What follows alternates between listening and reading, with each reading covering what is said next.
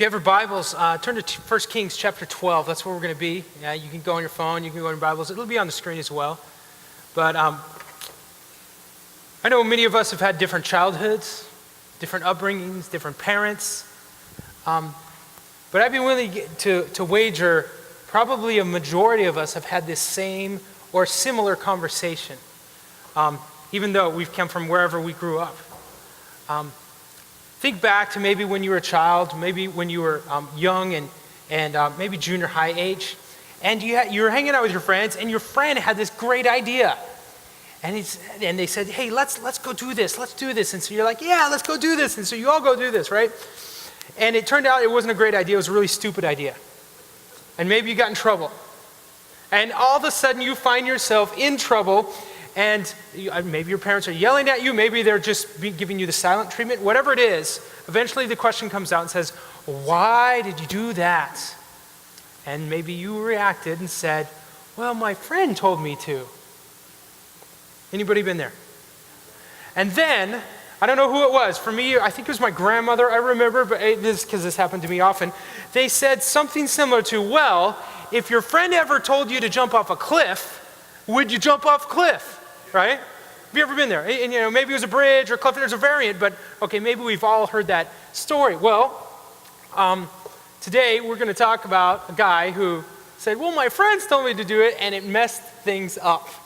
It messed things up. We're going through this series called The Crown, and we've been talking about how God gives every single one of us different crowns in our lives, different areas of authority where we have the ability to choose what to do with it. We can either be wise with it or foolish with it. We can either do well with it or squander it. And today, we're going to take a look at one of the kings of Israel. Actually, he was a king of Israel for a little while. His father was Solomon. Steve talked about Solomon last week. King Solomon was one of the most wise men of the world. He was the son of King David, the giant killer. And he was also, not only was Solomon wise, but with his wisdom, God also blessed him with a lot of wealth, a lot of riches. And they said that silver was pretty much as common as gravel during his day, because they had so much silver they didn't know what to do with it. So they had gold, and they decided to just put it everywhere. And that's kind of what they did in Solomon's day. And he had a son named Rehoboam. And Rehoboam was set to inherit all the riches and splendor of his father. But he decided to listen to the wrong friends. Been there? Ever decided to listen to the wrong friends and it got you into trouble? So let's take a look. I'm going to read the story, and it's going to take a bit, but just to fill you in on what happened here. 1 Kings chapter 12 is where we're going to play out. Let's start with verse 1. Here we go. Rehoboam went to Shechem, where all Israel had gathered to make him king. When Jeroboam, son of Nebat, heard this, he returned from Egypt, because he had fled from Egypt to escape King Solomon. The leaders of Israel summoned him and Jeroboam and the whole assembly there to speak with Rehoboam. "Your father was a hard master," they said. "Lighten the harsh demands and heavy taxes that your father imposed on us, then we will be your loyal subjects." Rehoboam replied, "Give me 3 days to think this over." That's really wise of him to do that. "Then come back for my answer." So the people went away. Then King Rehoboam discussed the matter with the older men that had counseled his father Solomon. I find it interesting that Solomon, the most wisest man in the world, had counselors. Thinking about that. "What's your advice?" he asked. "How should I answer these people?" The older counselors said, "If you are willing to be a servant to these people today and give them a favorable answer, they will be your loyal subjects." But Rehoboam rejected the advice of the older men and instead asked the opinion of the young men who had grown up with him and who were now his advisors. "What's your advice?" he asked them. "How should I answer the people who went with me who want me to lighten the burdens imposed by my father?" The young men replied, "This is what you should tell those complainers who want a lighter burden. My little finger is thicker than my father's waist. Yes, my father laid heavy burdens on you, but I'm going to make them even heavier. My father beat you with whips, but I will beat you with scorpions." Yeah, do that, Rehoboam. Well, 3 days later, Jeroboam and all the people returned to hear Rehoboam's decision, just as the king had ordered. But Rehoboam spoke harshly to the people, for he rejected the advice of the older counselors and followed the counselors of his younger advisors. He told the people, "My father has laid heavy burdens on you, but I am going to make them even heavier. My father beat you with whips, but I will beat you with scorpions." How do you think this went off? Well, let's go. When all Israel realized that the king had refused to listen to them, they responded, "Down with the dynasty of David." That's his grandfather, by the way. "We have no interest in the son of Jesse," that's his great-grandfather. "Back to your homes, O Israel. Look to your own house, O David." So the people returned home, but Rehoboam continued to rule over the Israelites who lived in the towns of Judah. King Rehoboam sent Adoram, who was in charge of the labor force, to restore order, but the people of Israel stoned him to death. When the news reached King Rehoboam, he quickly jumped into his chariot and fled to Jerusalem. And to this day, the northern tribes of Israel have refused to be ruled by a descendant of David. From that day on, Israel becomes two separate countries, the country of Judah and the country of Israel. There's a map up here, and you can take a look at this. The yellow part is Judah, and the green part is Israel, and that's how it becomes basically a civil war starts this, because Rehoboam decided to allow the wrong friends to influence him.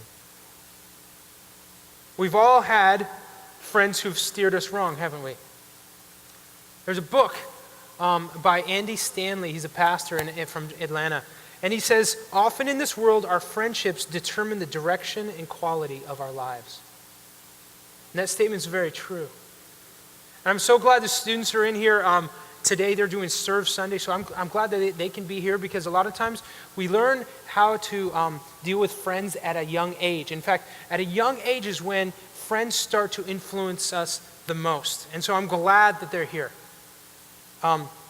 They begin to have a greater and greater influence. Think back to when you were a teenager, and pretty soon your friend's opinion was much more important than your parents' opinion. Remember that? When it's like, "Mom, come on, let me go, I want to go." Or, "Mom, that's not cool, this is cool." Because your other 12-year-old friend thinks that's cool, so that means it's cool, right? We've all kind of made those decisions, but all of a sudden, at that age, and it begins all the way, it continues all the way through adulthood, but our friends have a high influence on our lives. Sometimes greater than our parents, our families, sometimes greater than our convictions, sometimes greater than our own God. And by the way, if you haven't met George yet and the student ministry team and what they're doing a great job this summer. There's a couple pictures I want to show you. This is Together Tuesdays, what they're doing. And I'm so glad that they're getting together every Tuesday just to hang out, because they need wise friends around one another. And there's different times when they get together. And I know Anna doesn't look like she's happy, but that's because I'm about ready to throw a water balloon at her. And there's George right there in the middle, and they're doing just a phenomenal job this summer. And the student ministry team, and I'm just grateful for just them serving. This is Grace Lounge, which happens every Friday here at 7:30. And it's just a great opportunity for students to connect with God. But thinking about this, and thinking about God's life, because the importance that we have to have with friends, and choosing what to do with them, choosing what are we going to allow to influence. We've all had these opportunities, we've all had these people. Maybe, perhaps what's crazy about friends is sometimes they have a more important thing than our own value system. For example, have you ever lied just so you could be accepted by a friend? Think about it. We've all done things to fit in, right? Because we want to fit in. We want to make sure that we can fit in however we can fit in. We try really hard to fit in. We may not look like it. How many of you have been completely, we all agree that lying is not right, correct? But how many of you have ever kind of withheld the truth when you're around somebody?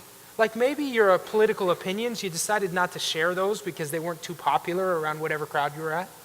Or maybe it was something else. Maybe it was your faith. You felt a little kind of ashamed. You wanted to make sure you fit in, so you kind of just held back on your beliefs. Or maybe it was a sports team. And maybe it's like, well, I like the Dodgers, but it's not too popular, right? Around San Francisco. I went to a concert, and there was a band that was playing, and they were from LA, and it was in the Giants stadium right there. And they go, hey, we're from LA. How many guys like LA? And the crowd started booing them. And they just started boo. And they sang this song about LA. The whole time the crowd, like the whole stadium, started booing these poor people who had no clue where they were at. Anyway, that's our friends can influence our major decisions in life. Did your friends ever influence your attitude towards school when you were young? Maybe towards education. Oh, you don't have to do that. Sleep in. Oh, don't worry. You can skip that class. You don't need to study. Or maybe maybe it's our spiritual engagement. Hey, let's just stay up Saturday night. You don't need to go to church tomorrow. Oh, you're going to that Bible study? Nah. Come on, let's go do something fun. Maybe it was your social activities. Our friends have an influence over our attitudes towards authority. You ever hung out with someone who doesn't like the president? And pretty soon your attitude towards authority starts to go down, doesn't it? How about they influence our political views? They influence whether or not we go to church. They influence how we choose to engage with education. Like, do we go to college? Do we not go to college? Well, my friend's going to this one, but my other friend's not. He's staying home. What should I do? They influence where we choose to work. They even influence who we choose to marry and our relationships like that. Now, this influence can either be a good or a bad thing that our friends have. Take a look at this verse from Proverbs 13. It says, walk with the wise and become wise. Associate with fools and get into trouble. Now, you know the difference between a wise friend and a foolish one, right? Because sometimes, honestly, it's hard to figure that out. But think about this. A wise friend is someone who knows the difference between right and wrong, and they choose to do with what's right, even when it's difficult. Now, wise friends aren't perfect, and they make mistakes, but wise friends, they know the difference between right and wrong, and they strive to do what's right and make good decisions. Wise friends are good friends. They look out what's best for you when they're wise friends. It's always easier to make right choices when you're with the right people, isn't it? Now, conversely, on the other hand, there's foolish friends. These are people who know the difference between right and wrong, yet they choose to do the wrong thing anyway. They simply just don't care about what's doing right. They're not ignorant, they're just uninterested. This attitude leads them to continually make the same foolish decisions over and over and over. Do you know anyone like that? Hopefully someone's not pointing at you. Oh yeah, Dustin. Sometimes I'm foolish. Now here's the thing. According to that verse, when you walk with the wise rubs off on you, and you become wise as well. But the stupid can run off on you as well, can't it? And when you allow foolish relationships to influence your life, things can get very messy. But look at that verse. It doesn't say if you hang out with fools, you become a fool. It says if you hang out with fools, you get into trouble. That means something bad will eventually happen to you. When you associate with foolish friends, you unintentionally put yourself in harm's way and open for attack. And that's exactly where the enemy wants us. The enemy wants us to be vulnerable, surrounded by foolish people giving us foolish advice. And then pretty soon, the more foolish advice we get, we just don't know who to trust, so we don't trust anyone. And then we're isolated. And the enemy wants us to keep us far away from any true wise friends who are trying to point us towards God. He wants us to keep us isolated and alone, and that's when he wants to attack. 1 Peter 5:8 says this, stay alert. Stay alert. For your great enemy, the devil, he prowls around like a roaring lion, looking for someone to devour. And all those like nature shows, where the lions are hunting the gazelle or whatever. You never see lions attack a herd. you always have to see them attack the straggler, the one that's alone, the one that's kind of like, I'm not going to hang out with anyone right now, and they just go off, and the lions go, that's the one, there's lunch. Some of the most vulnerable times in my life is when I made foolish decisions, was when I felt alone, when I felt disconnected from God, and when I felt disconnected from wise friends. That's why it's so important for us to surround ourselves with wise friends who are looking for God's best in us and influencing us in a wise way. And when we do this, we can avoid the mistakes like what Rehoboam made. Now, does this mean we should not hang out with unwise friends? No, because that would mean everybody. But also, I'm so glad that someone who was wise, someone who knew God, decided to hang out with me and influence me. And so there's a difference. I want you to think about this. There's the people who you allow, like if you were to have a bubble around your life socially, and there's some people who you allow into your life to speak into your life. But then there's this other people on the outside of that bubble who you influence, but you don't allow to influence you. Does that make sense? There's these people within this circle of influence here that we trust. And their opinions matter, and what they say are important to us. And then there's the area of concern where I'm concerned about those other people, so I'm gonna pour my life into them, but I'm not gonna allow them to influence me. And so I want to think about that. Sometimes we blur that line. Proverbs 22:24 says, "Don't befriend angry people or associate with hot-tempered people, or you will learn to be like them and endanger your soul." You get that? That's when you allow the hot-tempered, angry people to come into your life, into your inner circle, and influence you. And pretty soon, just take an hour and listen to talk radio for a while, and then you'll get angry because you're hanging around angry people, right? Does that make sense? And it's the same way.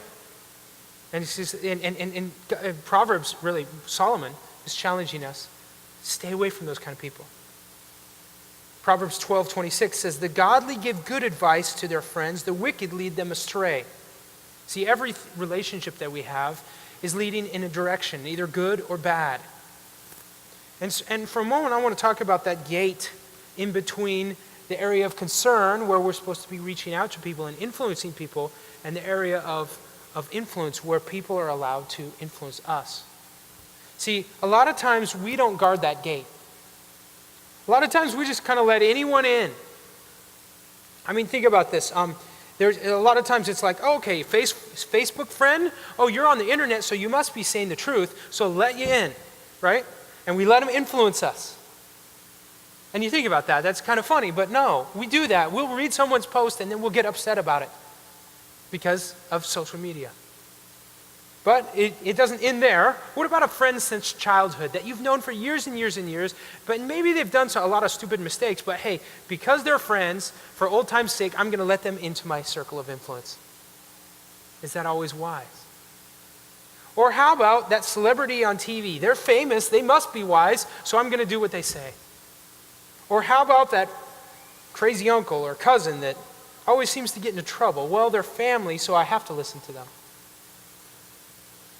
Allowing many of these people into our lives can actually wreck our lives and destroy our lives. We have to be careful of who we allow to influence us. Proverbs 18:24 says, "There are friends," quote unquote, "there are friends who destroy each other, but a real friend sticks closer than a brother." So which one are in that circle for you? Who's in that circle of influence? Are they quote unquote friends, counterfeit friends, or are they the real friends? It's important to figure that out, and it's important to be able to choose that. But even when I say choosing your friends, a lot of us often think that we choose our friends. And as I was studying this and I was reading about stuff, and they're like, no, actually our friends often choose us. often the people that we build relationships with are the people who accept us. And then all of a sudden, I want to be their friend because I'll give you a perfect example. When I was in junior high, I went to camp. And at summer camp, there was this girl, and she was beautiful. And she was shorter than me, which is a big deal because I was probably the shortest guy. And so if there was a girl shorter than me, that was a big deal. And I liked her, and I was falling in love with her. Monday, Tuesday, Wednesday, she got together with another guy, but I still loved her. And finally, then Thursday, I realized somebody told me that there's another girl that likes me that I had not really seen the whole week, but all of a sudden, I love her instead, right? So I go over to her, and I love her. Why? Because I found out that she liked me first. You know what I mean? And I know that's junior high-ish, but we do that too as adults. If there's someone that we know within our social circles, we find out that they really like us and they think we're cool, what do? We look at them with a favorable light. Because we want to be liked. We love acceptance. Acceptance is one of the most powerful forces in the world that we are gravitated towards. It just attracts us like flies. Because we love to be accepted. Not only do we gravitate towards acceptance, but we also naturally flee rejection. You know, like if someone, we will do whatever we can to be accepted, and we will flee rejection. Another example, when I was in 6th grade, our family moved from Portland, Oregon, the city metropolis of Portland, Oregon, to Elkton, Oregon, population 176. And my dad was the pastor in this tiny town. That was fun. There was 17 kids in my class. And I was a 6th grader, and I knew how to fit in Portland, in the city. Because in Portland, in the city, it was back in the late 90s, or late 80s, early 90s, they would slick their hair back, all the way back. You know, get it all wet, slick it all the way back, because that's cool, right? And that's when they wore hammer pants. You ever hear of hammer pants? Okay. Hammer pants were super baggy jeans that would go like this big. It was like bodybuilder pants, but huge. You can't touch this. Exactly. And so think, can't touch this. And so first day of school, 6th grade, right? I found some hammer pants that were awesome. And my parents were pastors, so they couldn't afford much. And so my mom, she loved me. She got me these expensive hammer pants. And I wore my hair back slicked out, and I was going to school, and I was going to be cool. Well, in Elkton, 25 years ago, no one wears hammer pants.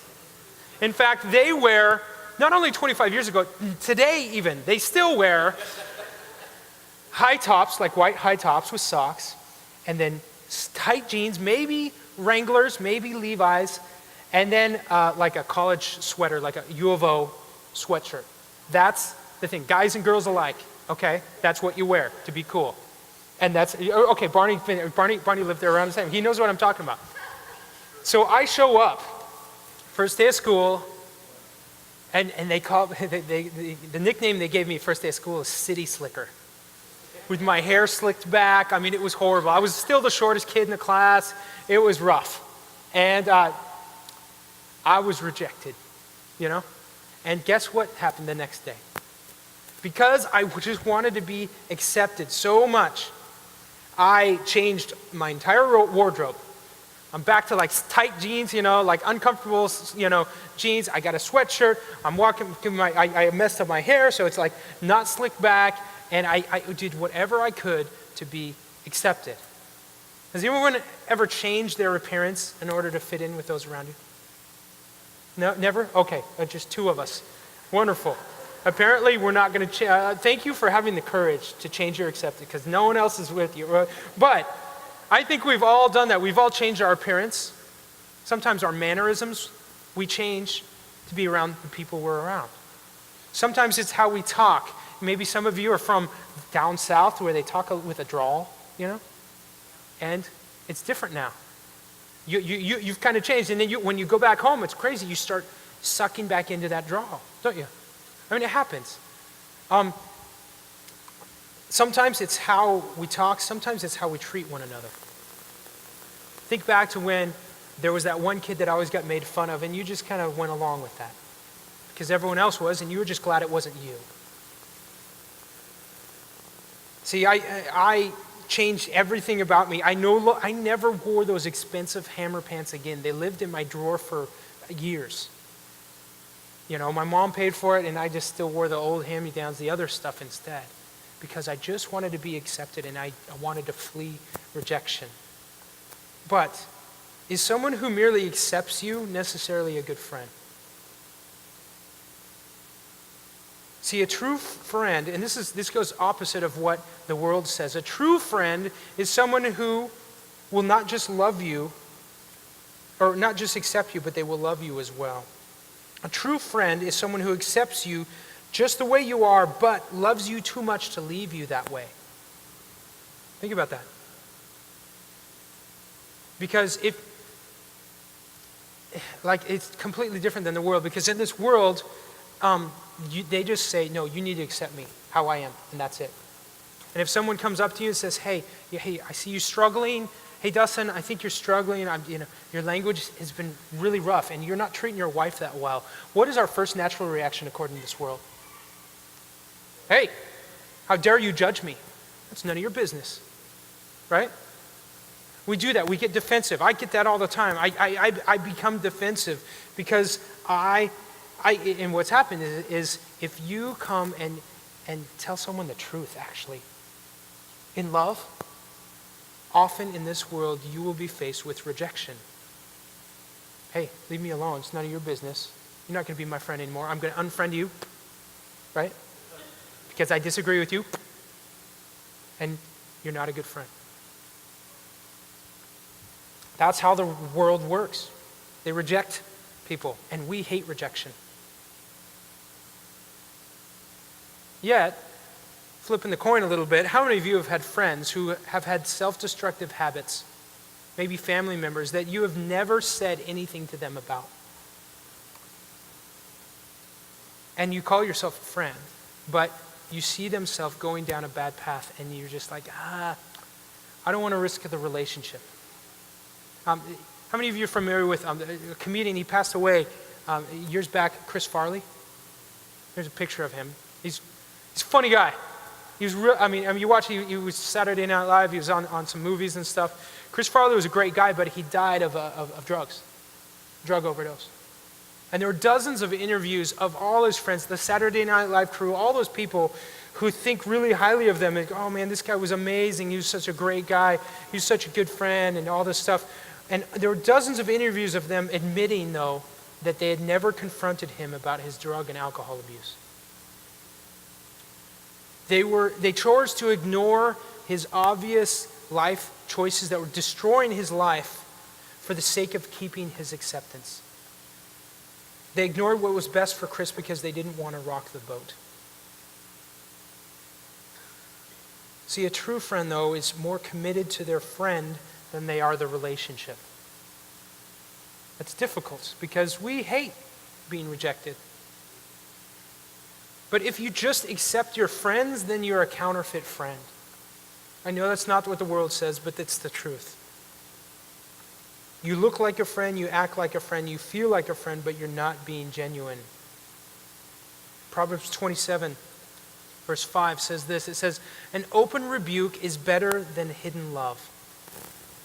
An open rebuke is better than hidden love. Wounds from a sincere friend are better than many kisses from an enemy. That's tough. That says in a real true friendship there will be disagreement. There will be conflict. There will be wounds.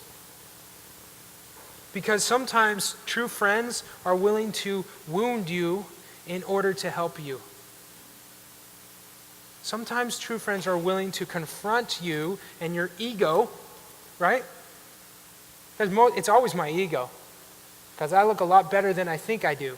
And my friends know it, right? They know that I think that. My good friends do. And they're willing to say, hey, you're getting off track, Dustin. I want you to think about the last time someone confronted you based on your character and how you reacted. I know how I react 99% of the time. I get defensive.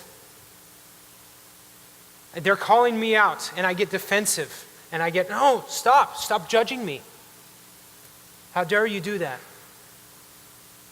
But I want you to think about this, and for me, a lot of times I've put down the other person for calling me out on stuff, and a lot of times they've said, if you think about them, think about how much courage it took for them to actually say something to you. Think about how much courage it takes to go up to a friend who you love and you care about so deeply, but you know you're going to offend them by telling them the truth, and you tell them the truth anyway. That's courage. That's a courageous friend when they're calling you out on your stuff. See, this world would call friends the ones that would just ignore it and just, let them go. Let them walk off that cliff by themselves. I'm going to let them go. Even though they don't see the cliff, whatever. I don't want to rock the boat.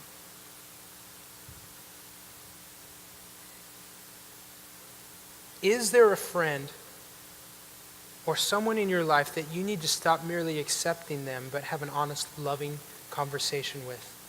Because it's what's God's best for them. Is there someone in your life that you've been kind of accepting them for a while, but maybe it's time that you need to speak the truth in love, right?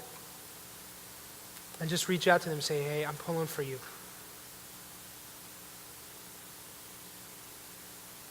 Another question. Are there counterfeit friends within your inner circle of influence that you've allowed to influence your life just because they've accepted you, but they really weren't looking out for God's best for you? They were just accepting you. Are there some counterfeit friends within your circle of influence, that inner circle, that shouldn't be there? Well, how do you spot them? How do you spot counterfeit friends? One of those things is ask the question, where is the relationship? What direction is it going? Is this friend pushing me towards God, or are they pulling me away from God? That's a huge one right there. A lot of times when I'm talking to students, they're talking about dating relationship, I said, well, are they helping you grow closer to God, or are they pulling you away? And that kind of determines my litmus test for that relationship. Because it's important that we have friends that are pushing us towards God. Proverbs 14 says, the prudent understand where they're going, but fools deceive themselves. With your relationships, where are you going? Because every relationship is going somewhere. Are you allowing yourself to be influenced by that person that's going somewhere else? Another way to spot a counterfeit friend is their self-destructive behavior. Do they tend to make unwise choices, and do they tend to get into trouble over and over and over? Do these friends scorn authority figures in their lives and always blame someone else? Do they have a hard time even watching out for themselves, much less others? That person, probably someone you don't want to have watching your back, because they can't watch their own back. Another one, and this one's difficult for the world to understand, is a foolish friend. A counterfeit friend is someone who lacks solid convictions.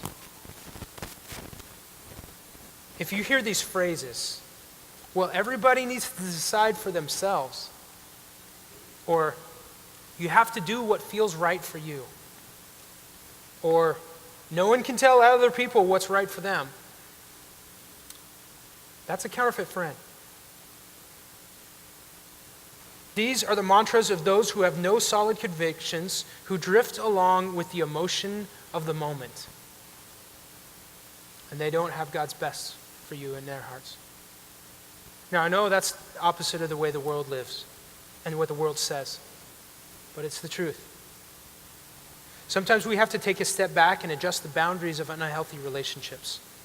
Sometimes we have to say, I will allow you into my life, but I will not allow you to influence my life, or control me, or run my life. That takes guts. It takes courage. It takes wisdom. See, it's the most difficult thing you could do is walk away from a relationship that is not healthy for you. It's difficult. Yet, I've never seen anyone make a significant change for the better without adjusting those kind of relationships. Without adjusting those relationships, and maybe there's some long-lasting friendships that were fake friendships that need to change. Now, there's that circle of influence, but real quick, I want to talk about that inner circle of influence.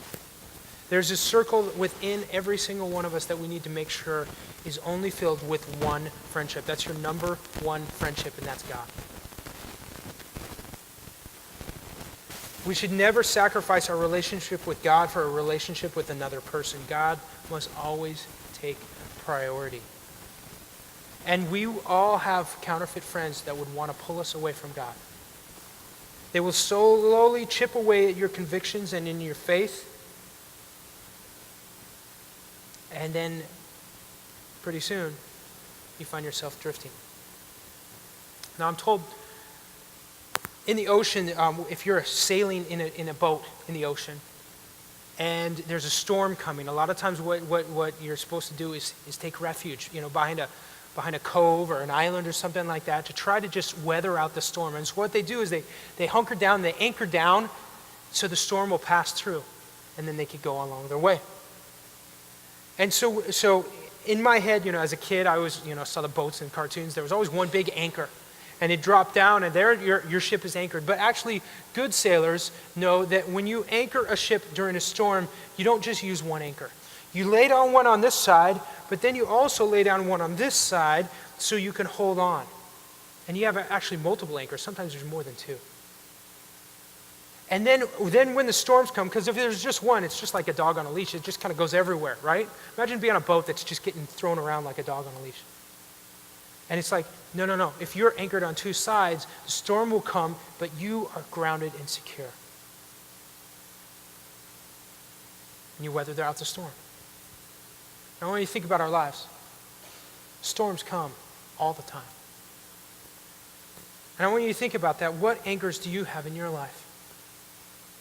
See, I think one of those anchors that we need to have is the anchor of God and our relationship with Him and His Word. And there's that anchor that wholly secures us into there. But there's another anchor that God's created, He wants us to have as well. And that's a relationship with other believers and other Christians, other wise friends who are right there holding you there, who can see you when you're going through a storm and they can weather it out with you and keep you grounded. See, that's important. Do you have that in your life? Do you have those anchors in your life who will hold on even when things get stormy? Proverbs 17:7 says, "A friend is always loyal, and a brother is born to help in time of need." That's what we're called to be. That's what we're called to have in our lives. Now, here's the deal. As we grow up and get out of school and become adults, what I've noticed is life gets a lot more lonely. I mean, you get married, which is awesome, and tough sometimes, but mostly awesome. But the friendship stuff gets a little bit difficult. And I've noticed this, loneliness happens. That's why all of a sudden you see all these moms, when they start having babies, they'll show up at a park just to hang out with adults, right? Because they're sick of talking to kids, right? For guys, it's difficult too, I believe. I mean, we have coworkers, but we don't have any friends because we're all busy trying to be men and get a job and pay for the bills and all that stuff that we have to do. Yeah. Okay. But it becomes lonely. And I know a lot of times there's probably people in this room that says, yeah, I'd love to have a good friend. Maybe like one I had years ago. Or so-and-so died, or we moved away, we drifted apart, and I'm just lonely. Well, first of all, I need to let you know you do have a friend, and that's in Jesus. Every single one of us can have that friendship, and that's the most important one. John 15:13 says, "There's no greater love than to lay down one's life for one's friends." And that's what Jesus did when He died on the cross for every single one of us. And he knows that it's not good for us alone. And he wants us to help us in this area of our lives. And sometimes it just takes a lot of prayer. I know for Heather and I, we've moved a few times in our lives and left our entire family. Like, we have no family in California. It's you guys.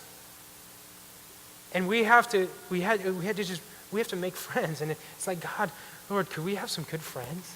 And we have to pray for it. There's those times in our lives when we're just lonely and we're like, Lord, would you bring someone into our lives? And over a period of time, all of a sudden there's some people. And then you start connecting, and that happens, and that can happen. But we also need to also be those kind of friends to others. So as we close today, I just want to encourage you. How's your relationship? How's that inner relationship with God? Has someone been trying to take that spot? Maybe it's time to kindle up that relationship and shore up your relationship with him. How's that circle of influence? Who are those people in your life that you allow to speak into your life? Are there some that you need to adjust? And then what about those people who are outside your circle of influence, but you have concern over them? Are there some that you need to be speaking into in your life? Some that you need to be actually helping nudge towards God a little bit and make sure that you're not pulling them away? Because we do that too. I'll close in prayer and just pray for all of us in this area, in this crown that all of us hold, that he would help us hold this crown with wisdom. Lord Jesus. And this world seems all about counterfeit relationships and all about separating everyone. It's all about division lately. It seems like no one wants to join hands in one accord and sing Kumbaya. That's for sure. God, it is difficult to find true, wise friends. But would you bring those friends into our lives who truly love us and who seek out God's best for us? God, would you help us be true friends? Would you give us courage to speak the truth in love to one another? Would you open our eyes to when we are too focused on what's on our screens than who is in front of us, Lord? Would you help us be real friends? Jesus, thank you so much for loving us so much that you sacrificed yourself so that we could have a relationship with you. Thank you for being our friend. Help us not take that friendship for granted as we go out and live a life that honors you. In Jesus' name, amen.